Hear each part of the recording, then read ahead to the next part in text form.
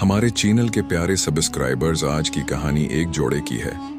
आप लोग भी उन बातों का ख्याल रखा करें। चलें शुरू करते हैं। नाजिया अपने खावंद फैसल से कहती है कि अगर आज भी खाली हाथ आए तो बेहतर है बाहर ही रह जाना। ये वो जुमला था जो नाजिया रोजाना अपने शौहर फैसल से कहती थी, और ये हिकायत भी उसी फैसल की है, उसकी जदोजहद की और नाजिया के बदलते रवैये की, जो तंग दस्ती और भूख से थक चुकी थी। फैसल एक सादा सा माही गैर था। कई हफ्तों से उसके जाल में एक मछली भी ना आ सकी थी। घर की हालत मुसलसल बिगड़ रही थी।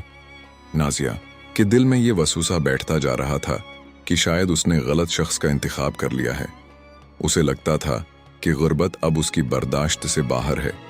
इसी सुबह फैसल अपनी पुरानी कश्ती को धिका देते हुए समंदर की तरफ रवाना हुआ। उसका दिल बेशुमार फिक्रों से घिरा था। लहरें कभी उम्मीद दिलाते हैं, कभी सब कुछ छीन लेती दिखाई देते हैं। दूसरी तरफ नाजिया भी गुस्से और बेचैनी के साथ साहिल पर आ बैठी थी। उसकी जिंदगी में ना आसाइश थी न इत्मीनान। वो बड़बड़ा रही थी, अगर आज भी ये खाली हाथ आया तो मैं हमेशा के लिए उससे नाता तोड़ दूंगी। थोड़ी देर बाद उसे एक किश्ती दौर से लौटती दिखाई दी। सूरज की डूबती रोशनी उस पर पड़ रही थी।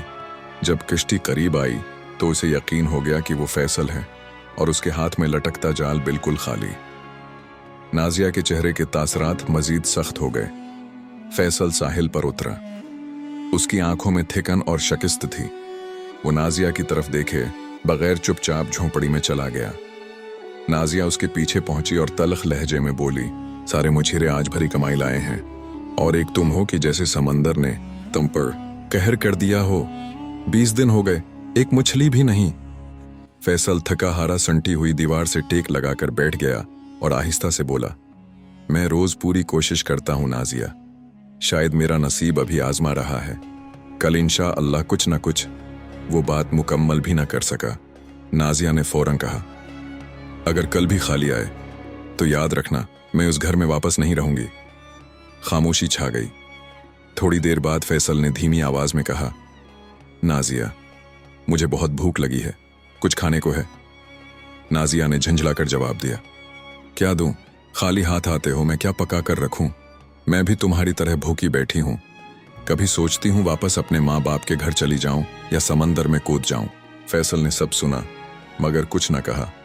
फिर उठा और बाहर निकल गया। रात गहरी हो गई।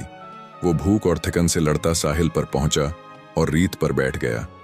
उसकी आंखों में आंसू भर आए।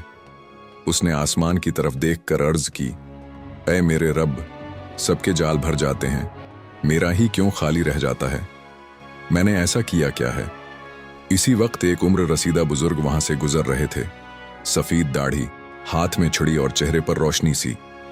उन्होंने फैसल को देखा और नरमी से कहा, बेटा, समंदर चढ़ रहा है, यहां बैठना मुनासिब नहीं।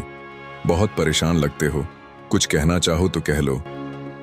फैसल की आंखों से आंसू बह निकले। उसने सिर्फ इतना कहा, बाबा, कुछ खाने को मिल जाएगा? बूढ़े ने इंतहाई शफकत से उसे देखा और बोले, अगर मसला बस इतना है तो ठहरो, अभी लाता हूं। कुछ देर बाद वो गर्म दाल, सब्जी और 3 रोटियां ले आए। फैसल ने कांपते हाथों से खाना लिया, शुक्रिया अदा किया और घर पहुंच गया। नाजिया पहले ही खाना खा चुकी थी, वही खाना जो उसने सारा दिन फैसल से छुपा रखा था। उसने 2 रोटियां और सालन का ज्यादा हिस्सा खुद ले लिया, जबकि फैसल के सामने एक रोटी और थोड़ी सी दाल रखी। फैसल ने खामोशी से खा लिया। इसके पास शिकायत से ज्यादा शुक्र था। अगली सुबह फैसल दोबारा समंदर की तरफ निकला। इसने तय किया कि इस बार वो समंदर के इस हिस्से में जाएगा जहां बड़े बड़े मुछेरे भी कम जाते हैं। वो पानी की गहराई में पहुंचा, जाल डाला और इंतजार में बैठ गया। घंटों बाद जाल हरकत करने लगा। जब उसने जोर लगाकर जाल खींचा तो वो हैरान रह गया। एक बहुत बड़ी मछली उसमें फंसी थी और उसके गर्द उसके नन्हे बच्चे बेचैन होकर तैराकी कर रहे थे, जैसे अपनी मां को बचाने की फरियाद कर रहे हों।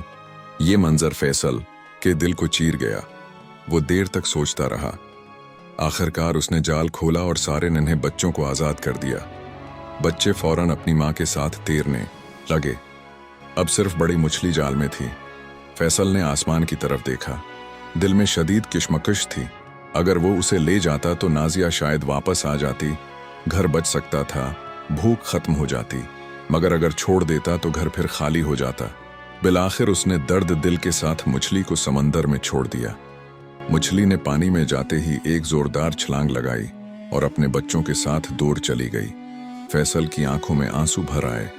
जाओ, तुम्हें बेबसी में नहीं देख सकता था। जब वो घर पहुंचा तो नाजिया वहां नहीं थी। वो अपना सब सामान ले कर चली गई थी। फैसल टूट कर रह गया। इसी शाम वो अपनी कश्ती के पास बैठा था कि अचानक कश्ती में कुछ चमकता दिखाई दिया। एक छोटा सा सोने का टुकड़ा। शायद वो इसी मछली के जाल में फंस कर आया था। फैसल सजदे में झुक गया और अल्लाह का शुक्र अदा किया। अब उसके पास उम्मीद थी, रास्ता था।